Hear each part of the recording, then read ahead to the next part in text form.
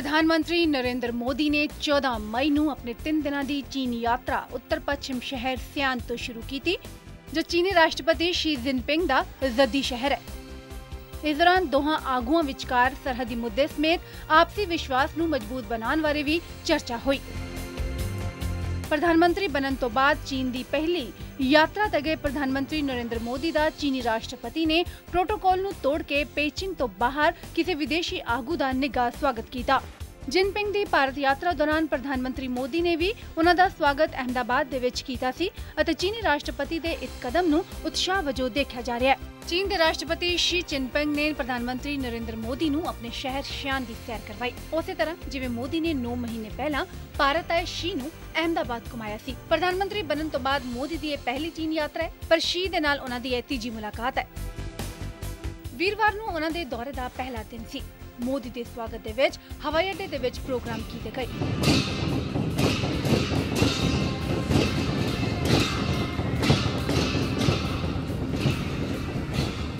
Jinping protocol तोड़ के Beijing तो शियान पहुंचे, तकरीबन 1.5 घंटा गलबात की थी।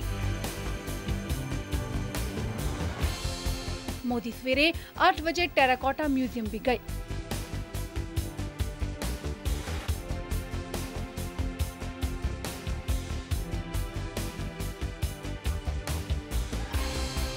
फिर 23,000 साल पुराने दशिंशान मंदिर पहुंचे।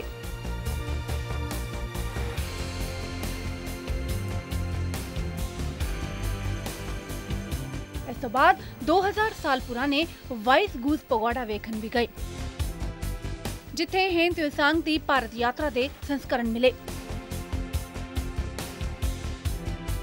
इतिहास के इन्हां गलियारियां दे विच मोदी दे नाल शी जिनपिंग भी मौजूद सन। उन्होंने मोदी तो पूछा कि तुसी गुजरात दे विच चमत्कार किवें कीता। मोदी ने जवाब दिता, नाल ही सवाल दाग दिता कि साडे विरोध दे बावजूद तुसी पीओके दे विच 46 अरब डॉलर का निवेश क्यों कर रहे हो।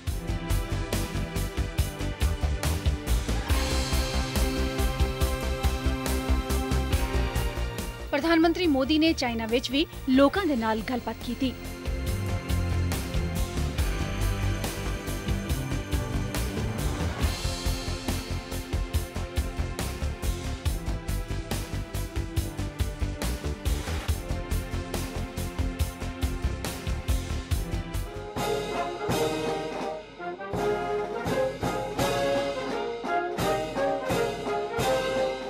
इस दौरान भारतीय प्रधानमंत्री नूं गार्ड ऑफ ऑनर के नाल चाइना दे विच सम्मानित किया गया।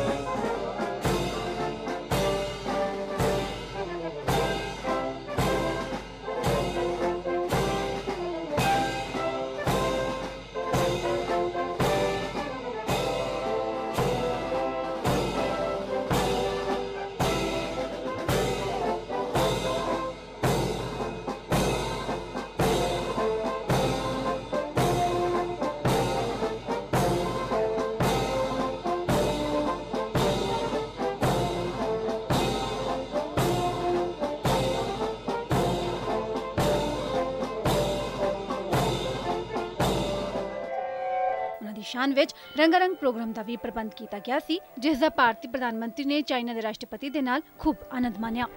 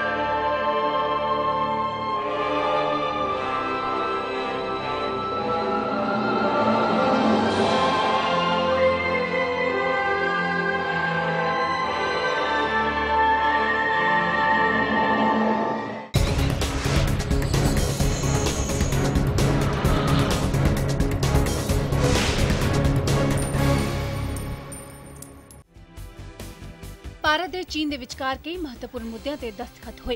ਪ੍ਰਧਾਨ ਮੰਤਰੀ ਨਰਿੰਦਰ ਮੋਦੀ ਦੀ ਚੀਨ ਯਾਤਰਾ ਦੇ ਦੌਰਾਨ ਸ਼ੁੱਕਰਵਾਰ ਨੂੰ ਦੋਹਾਂ ਮੁਲਕਾਂ ਦੇ ਵਿਚਕਾਰ 24 ਅਹਿਮ ਸਮਝੌਤਿਆਂ ਤੇ ਦਸਤਖਤ ਹੋਏ। I am pleased to visit China in the first year of my government. This is one of our most important strategic partnerships. The reason is obvious. The re-emergence of India and China and their relationship will have a profound impact on the two countries and the course of this century. Our relationship has been complex in recent decades, but we have a historic responsibility to turn this relationship into a source of strength for each other and a force of good for the world. ਇਸ ਤੋਂ ਬਾਅਦ ਮੋਦੀ ਨੇ ਕਿਹਾ ਕਿ ਜੇਕਰ ਰਿਸ਼ਤਿਆਂ ਨੂੰ ਮਜ਼ਬੂਤੀ ਦੇ ਨਾਲ ਅੱਗੇ ਲੈ ਕੇ ਜਾਣਾ ਹੈ ਤਾਂ ਚੀਨ ਨੂੰ ਕੁਝ ਮੁੱਦਿਆਂ ਤੇ ਆਪਣੇ ਨਜ਼ਰੀਏ ਦੇ ਵਿੱਚ ਤਬਦੀਲੀ ਲਿਆਉਣੀ ਹੋਏਗੀ। ਮੋਦੀ ਦਾ ਇਸ਼ਾਰਾ ਪੀਓਕੇ ਦੇ ਵਿੱਚ ਚੀਨ ਦੀ ਦਖਲਅੰਦਾਜ਼ੀ, ਸਟੈਪਲਡ ਵੀਜ਼ਾ ਤੇ ਸਰਹੱਦ ਵਿਵਾਦ ਦੇ ਵੱਲ ਸੀ। ਦੱਸ ਦਈਏ ਕਿ ਆਪਣੀ ਯਾਤਰਾ ਦੇ ਪਹਿਲੇ ਦਿਨ ਹੀ ਗੁਰੂਵਾਰ ਨੂੰ ਵੀ ਮੋਦੀ ਨੇ ਜਿਨਪਿੰਗ ਤੇ ਸਵਾਲ ਕੀਤਾ ਸੀ ਕਿ ਚੀਨ ਪਾਕਿਸਤਾਨ ਕਬਜ਼ੇ ਵਾਲੇ ਕਸ਼ਮੀਰ ਦੇ ਆਰਥਿਕ ਗਲਿਆਰਿਆਂ ਦੇ ਨਾਂ ਤੇ $46 ਅਰਬ ਦਾ ਨਿਵੇਸ਼ ਕਿਉਂ ਕਰਨਾ ਚਾਹੁੰਦਾ ਹੈ। ਉਨ੍ਹਾਂ ਅਰੁਣਾਚਲ ਪ੍ਰਦੇਸ਼ ਦੇ ਲੋਕਾਂ ਨੂੰ ਚੀਨ ਵੱਲੋਂ ਸਟੈਪਲਡ ਵੀਜ਼ਾ ਦੇਣ ਦਾ ਮੁੱਦਾ ਵੀ ਚੁੱਕਿਆ। ਸਰਹੱਦ ਵਿਵਾਦ ਦੇ ਪ੍ਰਧਾਨ ਮੰਤਰੀ ਨੇ ਕਿਹਾ ਕਿ ਇਸ ਵਿਵਾਦ ਨੂੰ ਤਾਂ ਹੀ ਸੁਲਝਾਇਆ ਜਾ ਸਕਦਾ ਹੈ ਜੇਕਰ ਦੋਹੇ ਦੇਸ਼ ਤਰਕ ਸੰਗਤ ਆਧਾਰ ਤੇ ਇਸ ਨੂੰ ਸੁਲਝਾਉਣ। ਦੱਸਿਆ ਜਾ ਰਿਹਾ ਹੈ ਕਿ ਇਸ ਦੇ ਲਈ ਦੋਹੇ ਦੇਸ਼ ਅੱਗੇ ਦੀ ਗੱਲਬਾਤ ਦੇ ਲਈ ਵੀ ਆਪਣੀ ਰੂਪਰੇਖਾ ਤਿਆਰ ਕਰਨ ਜਾ ਰਹੇ ਨੇ।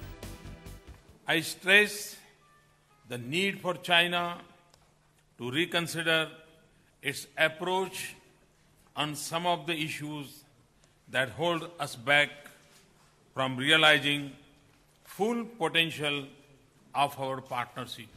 ਚਾਈਨਾ ਦੇ ਨਾਲ ਭਾਰਤ ਦਾ ਸਰਹੱਦ ਵਿਵਾਦ 4000 ਕਿਲੋਮੀਟਰ ਖੇਤਰ ਨੂੰ ਲੈ ਕੇ ਹੈ, ਜਿਸ ਵਿੱਚ ਪਾਕਿਸਤਾਨ ਕਬਜ਼ੇ ਵਾਲੇ ਕਸ਼ਮੀਰ ਵਿੱਚ ਅਕਸਾਈ ਚੀਨ ਦਾ ਹਿੱਸਾ ਚੀਨ ਦੇ ਕਬਜ਼ੇ ਵਿੱਚ ਹੈ। ਉੱਥੇ ਚੀਨ ਅਰੁਣਾਚਲ ਪ੍ਰਦੇਸ਼ ਤੇ ਵੀ ਆਪਣਾ ਦਾਅਵਾ ਚਤਲਾਉਂਦਾ ਹੈ ਜੋ ਭਾਰਤ ਨੂੰ ਮਨਜ਼ੂਰ ਨਹੀਂ। ਭਾਰਤ ਤੇ ਚਾਈਨਾ ਦੇ ਵਿਚਕਾਰ ਜੋ 24 ਸਮਝੌਤੇ ਹੋਏ ਨੇ, ਜਿਸ ਤਹਿਤ 63000 ਕਰੋੜ ਰੁਪਏ ਦੇ ਸਮਝੌਤਿਆਂ ਨੂੰ ਲਾਮਬੱਧ ਕੀਤਾ ਗਿਆ। ਪ੍ਰਧਾਨ ਮੰਤਰੀ ਨੇ ਮਕਬੂਜ਼ਾ ਕਸ਼ਮੀਰ ਦੇ ਵਿੱਚ ਆਰਥਿਕ ਲਾਂਘੇ ਦੀ ਉਸਾਰੀ ਵਿੱਚ ਚੀਨ ਵੱਲੋਂ $46 ਅਰਬ ਦੇ ਨਿਵੇਸ਼ ਦੇ ਮਸਲੇ ਨੂੰ ਵੀ ਚੁੱਕਿਆ। ਭਾਰਤ ਪਹਿਲਾਂ ਵੀ ਵਿਰੋਧ ਦਰਜ ਕਰਵਾ ਚੁੱਕਿਆ ਹੈ। ਇਸ ਨਿਵੇਸ਼ ਦਾ ਐਲਾਨ ਜਿਨਪਿੰਗ ਦੇ ਪਿਛਲੇ ਮਹੀਨੇ ਪਾਕਿਸਤਾਨ ਦੇ ਦੌਰੇ ਵੇਲੇ ਕੀਤਾ ਗਿਆ ਸੀ। ਸਮਝਿਆ ਜਾਂਦਾ ਹੈ ਕਿ ਪ੍ਰਧਾਨ ਮੰਤਰੀ ਮੋਦੀ ਨੇ ਚੀਨ ਵੱਲੋਂ ਅਰੁਣਾਚਲ ਪ੍ਰਦੇਸ਼ ਦੇ ਲੋਕਾਂ ਨੂੰ ਨੱਥੀ ਵੀਜ਼ਾ ਜਾਰੀ ਕਰਨ ਦਾ ਮੁੱਦਾ ਵੀ ਚੁੱਕਿਆ। ਚੀਨ ਅਰੁਣਾਚਲ ਪ੍ਰਦੇਸ਼ ਨੂੰ ਦੱਖਣੀ ਤਿੱਬਤ ਦਾ ਹਿੱਸਾ ਦੱਸਦਾ ਹੈ, ਜਦਕਿ ਭਾਰਤ ਉਹਨਾਂ ਦੇ ਇਸ ਦਾਅਵੇ ਨੂੰ ਸਿਰੇ ਤੋਂ ਖਾਰਿਜ ਕਰਦਾ ਰਿਹਾ ਹੈ। ਵਿਦੇਸ਼ ਸਕੱਤਰ ਐਸ ਜੈਸ਼ੰਕਰ ਨੇ ਦੱਸਿਆ ਕਿ ਦੋਹਾਂ ਆਗੂਆਂ ਵਿਚਕਾਰ ਸਿਆਸੀ, ਆਰਥਿਕ, ਅੱਤਵਾਦ, ਸੰਯੁਕਤ ਰਾਸ਼ਟਰ ਸੁਰੱਖਿਆ ਪਰਿਸ਼ਦ ਵਿੱਚ ਸੁਧਾਰ ਅਤੇ ਪਰਮਾਣੂ ਸਪਲਾਇਰ ਗਰੁੱਪ ਦੇ ਵਿੱਚ ਭਾਰਤ ਦੀ ਮੈਂਬਰਸ਼ਿਪ ਜਿਹੇ ਮਸਲੇ ਵੀ ਵਿਚਾਰੇ ਗਏ। ਉਨ੍ਹਾਂ ਕਿਹਾ ਕਿ ਸਿਆਸੀ ਖੇਤਰ ਦੇ ਵਿੱਚ ਭਰੋਸੇ ਨੂੰ ਮਜ਼ਬੂਤ ਬਣਾਉਣ ਅਤੇ ਨਜ਼ਦੀਕੀਆਂ ਲਿਆਉਣ ਦੇ ਲਈ ਵੀ ਦੋਹਾਂ ਮੁਲਕਾਂ ਨੇ ਵਿਚਾਰ ਵਟਾਂਦਰਾ ਕੀਤਾ। 1.5 ਘੰਟੇ ਤੱਕ ਚੱਲੀ ਵਫਦ ਪੱਧਰੀ ਗੱਲਬਾਤ ਦੌਰਾਨ ਸਰਹੱਦੀ ਮੁੱਦਿਆਂ ਬਾਰੇ ਵੀ ਵਿਚਾਰ ਵਟਾਂਦਰਾ ਹੋਇਆ, ਜਿਸ ਵਿੱਚ ਸ਼ਾਂਤੀ ਅਤੇ ਸਥਿਰਤਾ ਦਾ ਵਿਸ਼ਾ ਸ਼ਾਮਿਲ ਰਿਹਾ। ਇਸ ਤੋਂ ਇਲਾਵਾ ਸਰਹੱਦ ਦੇ ਆਰ-ਪਾਰ ਦੇ ਦਰਿਆਵਾਂ ਬਾਰੇ ਵੀ ਗੱਲਬਾਤ ਹੋਈ। ਆਰਥਿਕ ਮੋਰਚੇ ਤੇ ਪ੍ਰਧਾਨ ਮੰਤਰੀ ਨਰਿੰਦਰ ਮੋਦੀ ਅਤੇ ਸ਼ੀ ਜਿਨਪਿੰਗ ਨੇ ਵਪਾਰੀ ਘਾਟੇ ਦੇ ਮੁੱਦੇ ਨੂੰ ਵੀ ਛੋਇਆ, ਜੋ ਕਿ ਹਜੇ ਚੀਨ ਦੇ ਪੱਖ ਦੇ ਵਿੱਚ ਕਰੀਬ $38 ਅਰਬ ਦਾ ਹੈ। ਬੈਠਕ ਦੌਰਾਨ ਚੀਨੀ ਰਾਸ਼ਟਰਪਤੀ ਨੇ ਆਪਣੇ ਸੰਬੋਧਨ ਦੇ ਵਿੱਚ ਪ੍ਰਧਾਨ ਮੰਤਰੀ ਮੋਦੀ ਨੂੰ ਕਿਹਾ ਕਿ ਪਹਿਲਾ ਮੌਕਾ ਹੈ ਜਦੋਂ ਕਿਸੇ ਵਿਦੇਸ਼ੀ ਆਗੂ ਦਾ ਸਵਾਗਤ ਉਹ ਆਪਣੇ ਗ੍ਰਹਿ ਨਗਰ ਵਿੱਚ ਕਰ ਰਹੇ ਨੇ। ਉਨ੍ਹਾਂ ਉਮੀਦ ਜ਼ਾਹਿਰ ਕੀਤੀ ਕਿ ਭਾਰਤੀ ਆਗੂ ਦਵੱਲੀ ਰਣਨੀਤਿਕ ਪਾਈਵਾਲੀ ਨੂੰ ਨਵੇਂ ਮੁਕਾਮ ਤੇ ਪਹੁੰਚਾਉਣ ਦਾ ਯਤਨ ਕਰਨਗੇ। ਚੀਨੀ ਰਾਸ਼ਟਰਪਤੀ ਜਿਨਪਿੰਗ ਨੇ ਪਿਛਲੇ ਸਾਲ ਸਤੰਬਰ ਦੇ ਵਿੱਚ ਭਾਰਤ ਦੌਰੇ ਦੌਰਾਨ ਨਿੱਘੇ ਸਵਾਗਤ ਲਈ ਪ੍ਰਧਾਨ ਮੰਤਰੀ ਮੋਦੀ ਦਾ ਧੰਨਵਾਦ ਵੀ ਕੀਤਾ। ਜਿਨਪਿੰਗ ਨੇ ਕਿਹਾ ਕਿ ਦੋਹਾਂ ਮੁਲਕਾਂ ਨੇ ਉੱਚ ਪੱਧਰੀ ਸੰਪਰਕ ਬਣਾਈ ਰੱਖਣ, ਪਹਿਲ ਵਾਲੇ ਖੇਤਰ ਦੇ ਵਿੱਚ ਸਹਿਯੋਗ ਕਰਨ ਅਤੇ ਰੇਲਵੇ ਤੇ ਸਨਅਤੀ ਪਾਰਕ ਦੀ ਉਸਾਰੀ, ਸਰਹੱਦੀ ਖੇਤਰਾਂ ਦੀ ਹਾਲਤ ਤੇ ਕੰਟਰੋਲ ਕਰਨ ਦੇ ਨਾਲ-ਨਾਲ ਕੌਮਾਂਤਰੀ ਅਤੇ ਖੇਤਰੀ ਮਸਲਿਆਂ ਦੇ ਵਿੱਚ ਵੀ ਬਿਹਤਰ ਸੰਪਰਕ ਪ੍ਰਬੰਧ ਕਾਇਮ ਕਰਨ ਜਿਹੇ ਵਿਸ਼ਿਆਂ ਤੇ ਚਰਚਾ ਕੀਤੀ ਹੈ। ਪ੍ਰਧਾਨ ਮੰਤਰੀ ਨਰਿੰਦਰ ਮੋਦੀ ਨੇ ਕਿਹਾ ਕਿ ਉਹ ਚੀਨ ਆ ਕੇ ਖੁਸ਼ ਨੇ। ਭਾਰਤ ਨੇ ਜੋ ਚਾਈਨਾ ਦੇ ਨਾਲ 24 ਸਮਝੌਤੇ ਕੀਤੇ ਨੇ, ਉਹਨਾਂ ਦੇ ਵਿੱਚ ਸ਼ਾਮਿਲ ਹੈ ਐਜੂਕੇਸ਼ਨ ਐਕਸਚੇਂਜ ਪ੍ਰੋਗਰਾਮ, ਜਿਸ ਤਹਿਤ ਦੋਹੇ ਮੁਲਕਾਂ ਦੇ ਦਰਮਿਆਨ ਸਿੱਖਿਆ ਦੇ ਖੇਤਰ ਦੇ ਵਿੱਚ ਆਦਾਨ ਪ੍ਰਦਾਨ ਹੋਏਗਾ। ਦੂਸਰਾ ਹੈ ਮਾਈਨਿੰਗ ਐਂਡ ਮਿਨਰਲ ਸੈਕਟਰ ਦੇ ਵਿੱਚ ਸਹਿਯੋਗ। ਤੀਸਰਾ ਹੈ ਚਾਈਨਾ ਦੇ ਸਹਿਯੋਗ ਦੇ ਨਾਲ ਅਹਿਮਦਾਬਾਦ ਦੇ ਵਿੱਚ Mahatma Gandhi skill development institute ਦਾ ਬਣਾਇਆ ਜਾਣਾ। ਭਾਰਤ ਦੇ ਸਹਿਯੋਗ ਦੇ ਨਾਲ ਚਾਈਨਾ ਦੇ ਵਿੱਚ ਯੋਗ ਕਾਲਜ ਵੀ ਖੁੱਲੇਗਾ। ਅੰਤਰਿਕਸ਼ ਦੇ ਖੇਤਰ ਵਿੱਚ ਵੀ ਦੋਹਾਂ ਮੁਲਕਾਂ ਨੇ ਕਰਾਰ ਕੀਤਾ ਹੈ। ਚੀਨ ਦੀ ਕਮਿਊਨਿਸਟ ਪਾਰਟੀ ਦੇ ਇੰਟਰਨੈਸ਼ਨਲ ਡਿਪਾਰਟਮੈਂਟ ਦੇ ਨਾਲ ਭਾਰਤੀ ਵਿਦੇਸ਼ ਵਿਭਾਗ ਦਾ ਵੀ ਸਮਝੌਤਾ ਹੋਇਆ ਹੈ। ਚਾਈਨਾ ਦੀ ਸਰਕਾਰੀ ਪ੍ਰਸਾਰਣ ਕੰਪਨੀ CCTV ਤੇ ਦੂਰਦਰਸ਼ਨ ਦੇ ਵਿੱਚ ਵੀ ਸਹਿਯੋਗ ਦੇ ਉੱਤੇ ਕਰਾਰ ਬਣਿਆ ਹੈ। ਟੂਰਿਜ਼ਮ ਦੇ ਸੈਕਟਰ ਦੇ ਵਿੱਚ ਵੀ ਦੋਹਾਂ ਮੁਲਕਾਂ ਨੇ ਕਰਾਰ ਕੀਤਾ ਹੈ। ਇੰਡੀਆ ਚਾਈਨਾ ਥਿੰਕ ਟੈਂਕ ਦੀ ਸਥਾਪਨਾ ਵੀ ਹੋਏਗੀ। ਭੂਕੰਪ ਵਿਗਿਆਨ ਤੇ ਇੰਜੀਨੀਅਰਿੰਗ ਦੇ ਖੇਤਰ ਦੇ ਵਿੱਚ ਵੀ ਸਹਿਯੋਗ ਦੇ ਕਰਾਰ ਹੋਇਆ ਹੈ। ਚਾਈਨਾ ਦੇ ਡਿਵੈਲਪਮੈਂਟ ਰਿਸਰਚ ਸੈਂਟਰ ਤੇ ਨੀਤੀ ਕਮਿਸ਼ਨ ਦੇ ਵਿੱਚ ਵੀ ਸਹਿਯੋਗ ਹੋਏਗਾ। ਸਮੁੰਦਰ ਵਿਗਿਆਨ, ਕਲਾਈਮੇਟ ਚੇਂਜ ਦੇ ਖੇਤਰ ਦੇ ਵਿੱਚ ਵੀ ਦੋਹੇ ਮੁਲਕ ਸਹਿਯੋਗ ਕਰਨ ਤੇ ਸਹਿਮਤ ਹੋਏ ਨੇ। ਚੈਗਡੂ ਤੇ ਚੇਨਈ ਦੇ ਵਿੱਚ ਕੌਂਸੂਲੇਟ ਖੋਲੇ ਜਾਣਗੇ। ਟ੍ਰੇਡ ਨੈਗੋਸ਼ੀਏਸ਼ਨ ਦੇ ਲਈ ਆਪਸੀ ਸਹਿਯੋਗ ਵਧਾਉਣ ਦੇ ਮੱਦੇਨਜ਼ਰ ਕੰਸਲਟੇਟਿਵ ਮੈਕੈਨਿਜ਼ਮ ਤਿਆਰ ਕੀਤਾ ਜਾਏਗਾ। ਇੰਪੋਰਟ ਦੇ ਖੇਤਰ ਦੇ ਵਿੱਚ ਸੇਫਟੀ ਰੈਗੂਲੇਸ਼ਨ ਹੋਣਗੇ। ਭੂ ਵਿਗਿਆਨ ਦੇ ਖੇਤਰ ਦੇ ਵਿੱਚ ਵੀ ਸਹਿਯੋਗ ਕਰਨ ਦੇ ਲਈ ਦੋਹਾਂ ਮੁਲਕਾਂ ਦੇ ਦਰਮਿਆਨ ਕਰਾਰ ਹੋਇਆ ਹੈ। ਦੋਹਾਂ ਦੇਸ਼ਾਂ ਦੇ ਸੂਬਿਆਂ ਤੇ ਮਿਊਨਿਸਪੈਲਿਟੀ ਦੇ ਵਿੱਚ ਵੀ ਸਹਿਯੋਗ ਤੇ ਕਰਾਰ ਹੋਇਆ ਹੈ ਤੇ ਨਾਲ ਹੀ ਇੰਡੋ ਚਾਈਨਾ ਲੀਡਰਸ ਫੋਰਮ ਦੀ ਸ਼ੁਰੂਆਤ ਵੀ ਹੋਈ ਹੈ। ਸਿਸਟਰ ਸਿਟੀਜ਼ ਚੇਨਈ, ਹੈਦਰਾਬਾਦ, ਔਰੰਗਾਬਾਦ, ਕਰਨਾਟਕ ਤੇ ਚਿਕਡੂਈ, ਕਿਵਡੰਗਾਓ, ਡਨਹੰਗ ਤੇ ਸਿਚੁਆਨ ਦੇ ਵਿਚਕਾਰ ਵੀ ਸਮਝੌਤਾ ਕੀਤਾ ਗਿਆ। ਗਾਂਧੀਵਾਦੀ ਅਧਿਐਨ ਦੇ ਲਈ ਵੀ ਇੱਕ ਸੈਂਟਰ ਬਣੇਗਾ। ਵੋਕੇਸ਼ਨਲ ਐਜੂਕੇਸ਼ਨ ਤੇ ਸਕਿੱਲ ਡਿਵੈਲਪਮੈਂਟ ਦੇ ਖੇਤਰ ਦੇ ਵਿੱਚ ਵੀ ਦੋਹੇ ਮੁਲਕ ਸਹਿਯੋਗ ਕਰਨ ਦੇ ਲਈ ਸਹਿਮਤ ਹੋਏ ਨੇ। ਰੇਲਵੇ ਦੇ ਖੇਤਰ ਦੇ ਵਿੱਚ ਸਭ ਤੋਂ ਵੱਡਾ ਸਹਿਯੋਗ ਇਹ ਦੋਹੇ ਮੁਲਕ ਕਰਨ ਦੇ ਲਈ ਰਾਜੀ ਹੋਏ ਨੇ। ਚੀਨ ਦੇ ਨਾਲ ਸਮਝੌਤੇ ਤੋਂ ਬਾਅਦ ਰੇਲਵੇ ਨੂੰ ਸਭ ਤੋਂ ਵੱਧ ਮਦਦ ਮਿਲਣ ਦੇ ਅਸਾਰ ਹੋ ਗਏ ਨੇ।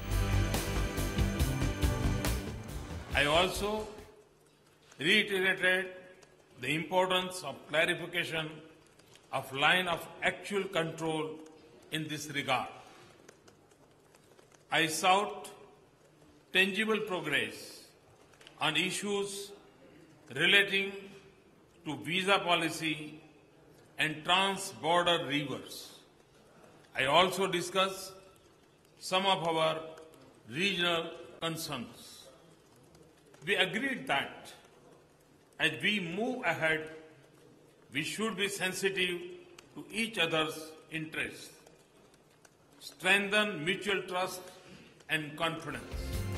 ਚਾਈਨਾ ਰਿਫਾਰਮ ਫੋਰਮ ਦੇ ਸੈਂਟਰ ਫਾਰ ਸਟ੍ਰੈਟੇਜਿਕ ਸਟੱਡੀਜ਼ ਦੇ ਐਗਜ਼ੀਕਿਊਟਿਵ ਡਿਪਟੀ ਡਾਇਰੈਕਟਰ ਮਾਜ਼ਿਆਲੀ ਨੇ ਮੀਡੀਆ ਨੂੰ ਦੱਸਿਆ ਕਿ ਭਾਰਤ ਦੇ ਵਿੱਚ ਨਿਵੇਸ਼ ਨੂੰ ਲੈ ਕੇ ਚੀਨ ਦਾ ਨਜ਼ਰੀਆ ਕਾਫੀ ਪੋਜ਼ਿਟਿਵ ਹੈ। ਬੇਸ਼ੱਕ ਇਸ ਨਾਲ ਰੇਲਵੇ ਨੂੰ ਬਹੁਤ ਜ਼ਿਆਦਾ ਮਿਲਣ ਵਾਲਾ ਹੈ। ਭਾਰਤ ਦੇ ਵਿੱਚ ਰੇਲਵੇ ਨੂੰ ਆਧੁਨਿਕ ਬਣਾਉਣ ਦੇ ਲਈ ਮੋਦੀ ਸਰਕਾਰ ਦੀ ਯੋਜਨਾ ਨੂੰ ਜਾਪਾਨ, ਫਰਾਂਸ ਤੇ ਚੀਨ ਵੱਡੇ ਬਾਜ਼ਾਰ ਦੇ ਰੂਪ ਵਜੋਂ ਵੇਖ ਰਹੇ ਨੇ ਤੇ ਇਸ ਦੀ ਵਜ੍ਹਾ ਇਹ ਹੈ ਕਿ ਰੇਲਵੇ ਅਗਲੇ 5 ਸਾਲ ਦੇ ਵਿੱਚ $137 ਅਰਬ ਦਾ ਨਿਵੇਸ਼ ਚਾਹੁੰਦਾ ਹੈ। ਮੁੰਬਈ ਤੇ ਅਹਿਮਦਾਬਾਦ ਦੇ ਵਿੱਚ ਬੁਲੇਟ ਟ੍ਰੇਨ ਚਲਾਉਣ ਦੇ ਲਈ ਮੋਦੀ ਜਾਪਾਨ ਦੇ ਨਾਲ ਕਰਾਰ ਕਰ ਚੁੱਕੇ ਨੇ। ਤੋਂ ਅੰਦਾਜ਼ਾ ਹੈ ਕਿ 5 ਤੋਂ 6 ਸਾਲ ਦੇ ਵਿੱਚ 800 ਅਰਬ ਰੁਪਏ ਦੀ ਲਾਗਤ ਦੇ ਨਾਲ ਇਹ ਕੰਮ ਹੋ ਸਕੇਗਾ।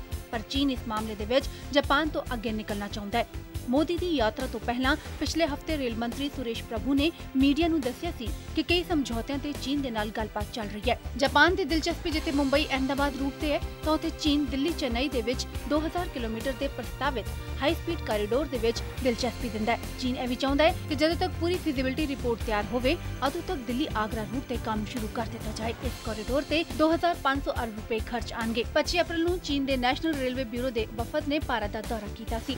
ਬਿਊਰੋ ਦੀ ਵੈਬਸਾਈਟ ਦੇ ਮੁਤਾਬਿਕ ਚਾਈਨਾ ਭਾਰਤੀ ਰੇਲਵੇ ਦੇ ਕਿਸੇ ਵੀ ਇਨਫਰਾਸਟ੍ਰਕਚਰ ਪ੍ਰੋਜੈਕਟ ਦੇ ਵਿੱਚ ਨਿਵੇਸ਼ ਕਰਨ ਦੇ ਵਿੱਚ ਦਿਲਚਸਪੀ ਰੱਖਦਾ ਹੈ। ਸਮਝੌਤਿਆਂ ਤੇ ਦਸਤਖਤ ਤੋਂ ਬਾਅਦ ਸਾਂਝਾ ਬਿਆਨ ਜਾਰੀ ਕਰਨ ਦੇ ਲਈ ਮੀਡੀਆ ਨਾਲ ਮੁਖਾਤਿਬ ਹੋਏ ਚਾਈਨਾ ਦੇ ਪ੍ਰਧਾਨ ਮੰਤਰੀ ਲੀ ਦੇ ਭਾਸ਼ਣ ਦੇ ਅਹਿਮ ਬਿੰਦੂ ਇਹੀ ਸਨ ਕਿ ਉਹ ਚਾਹੁੰਦੇ ਨੇ ਕਿ ਇਹ ਦੋਹੇ ਮੁਲਕ ਏਸ਼ੀਆ ਦੇ 2 ਇੰਜਨਾਂ ਦੀ ਤਰ੍ਹਾਂ ਕੰਮ ਕਰਨ। ਉਹਨਾਂ ਕਿਹਾ ਕਿ ਜੇਕਰ ਵਾਕਈ ਅਗਲੀ ਸ਼ਤਾਬਦੀ ਏਸ਼ੀਆ ਦੀ ਹੋਣੀ ਹੈ ਤਾਂ ਇਹ ਭਾਰਤ ਤੇ ਚੀਨ ਤੇ ਮਨਸਰ ਕਰਦਾ ਹੈ ਕਿ ਉਹ ਮੁਸ਼ਕਲਾਂ ਤੋਂ ਉੱਭਰ ਕੇ ਆਧੁਨਿਕ ਬਣਨ ਤੇ ਲੋੜ ਇਹ ਵੀ ਬਣਦੀ ਹੈ ਕਿ ਦੋਹੇ ਮੁਲਕ ਇੱਕ ਦੂਜੇ ਤੇ ਰਾਜਨੀਤਿਕ ਭਰੋਸਾ ਵਧਾਉਣ ਤੇ ਆਪਣੀ ਕਮਿਊਨੀਕੇਸ਼ਨ ਨੂੰ ਬਿਹਤਰ ਕਰਨ। ਉਹਨਾਂ ਕਿਹਾ ਕਿ ਦੋਹਾਂ ਦੇਸ਼ਾਂ ਦੇ ਵਿਚਕਾਰ ਵਪਾਰ ਦਾ ਵੋਲਿਊਮ ਠੀਕ ਨਹੀਂ ਹੈ ਤੇ ਇਹ ਬੈਲੈਂਸ ਬਣਾਉਣ ਦੀ ਵੀ ਲੋੜ ਹੈ। ਉਹਨਾਂ ਕਿਹਾ ਕਿ ਇਸ ਗੱਲ ਤੋਂ ਵੀ ਇਨਕਾਰ ਨਹੀਂ ਕੀਤਾ ਜਾ ਸਕਦਾ ਕਿ ਦੋਹਾਂ ਮੁਲਕਾਂ ਦੇ ਵਿੱਚ ਕੁਝ ਮਤਭੇਦ ਨੇ ਪਰ ਸਾਨੂੰ ਉਹਨਾਂ ਵਿਵਾਦਾਂ ਨੂੰ ਹੈਂਡਲ ਕਰਕੇ ਅੱਗੇ ਆਪਣੇ ਰਿਸ਼ਤਿਆਂ ਨੂੰ ਵਧਾਉਣਾ ਚਾਹੀਦਾ ਹੈ। ਉਧਰ ਪ੍ਰਧਾਨ ਮੰਤਰੀ ਨਰਿੰਦਰ ਮੋਦੀ ਨੇ ਕਿਹਾ ਕਿ ਉਹ ਚੀਨ ਦੇ ਰਾਸ਼ਟਰਪਤੀ ਸ਼ੀ ਜਿਨਪਿੰਗ ਵੱਲੋਂ ਸ਼ਿਆਨ ਦੇ ਵਿੱਚ ਕੀਤੀ ਗਈ ਮਹਿਮਾਨਬਾਜ਼ੀ ਤੇ ਸ਼ਹਿਰ ਦੇ ਵਿੱਚ ਸੰਸਕ੍ਰਿਤੀ ਦੇ ਨਾਲ ਉਹਨਾਂ ਦੀ ਜੋ ਇੰਟਰੋਡਕਸ਼ਨ ਕਰਾਈ ਗਈ ਹੈ ਉਸ ਤੋਂ ਬਹੁਤ ਖੁਸ਼ ਨੇ। ਉਹਨਾਂ ਕਿਹਾ ਕਿ ਉਹ ਆਪਣੀ ਸਰਕਾਰ ਦੇ ਕਾਰਜਕਾਲ ਦੇ ਪਹਿਲੇ ਸਾਲ ਦੇ ਵਿੱਚ ਚਾਈਨਾ ਆ ਕੇ ਬਹੁਤ ਖੁਸ਼ ਨੇ ਤੇ ਉਹ ਚਾਹੁੰਦੇ ਨੇ ਕਿ ਦੋਹਾਂ ਦੇਸ਼ਾਂ ਦੇ ਵਿੱਚ ਅਹਿਮ ਸਾਂਝੇਦਾਰੀ ਬਣੇ। ਉਹਨਾਂ ਕਿਹਾ ਕਿ ਚਾਈਨਾ ਦੇ ਨਾਲ ਉਹਨਾਂ ਦੀ ਗੱਲਬਾਤ ਬੇहद ਪੋਜ਼ਿਟਿਵ ਰਹੀ ਹੈ ਤੇ ਦੋਹੇ ਦੇਸ਼ ਹਾਈ ਲੈਵਲ ਟਾਸਕ ਫੋਰਸ ਬਣਾਉਣਗੇ ਜਿਸ ਨਾਲ ਹੋਰ ਵੀ ਆਪਸੀ ਸਹਿਯੋਗ ਵਧੇਗਾ। ਉਹਨਾਂ ਕਿਹਾ ਕਿ ਲਾਈਨ ਆਫ ਫੈਕਚੁਅਲ ਕੰਟਰੋਲ ਦੇ ਮੁੱਦੇ ਤੇ ਚੀਨ ਨੇ ਭਾਰਤ ਦੀ ਚਿੰਤਾ ਨੂੰ ਤਵੱਜੋ ਦਿੱਤੀ ਹੈ। ਉਹਨਾਂ ਕਿਹਾ ਕਿ ਹੁਣ ਉਹ ਚਾਈਨਾ ਦੇ ਪ੍ਰਧਾਨ ਮੰਤਰੀ ਨੂੰ ਭਾਰਤ ਆਉਣ ਦਾ ਸੱਦਾ ਦਿੰਦੇ ਨੇ। Bilateral cooperation was a very important part of our discussion. We have set a high level of ambition for our economic partnership. We see enormous bilateral opportunities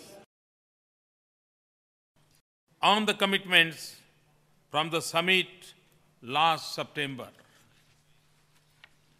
This includes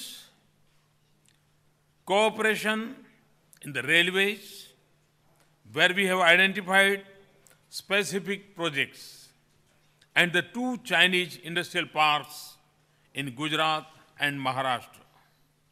I am pleased that the 2 chief ministers are here with me.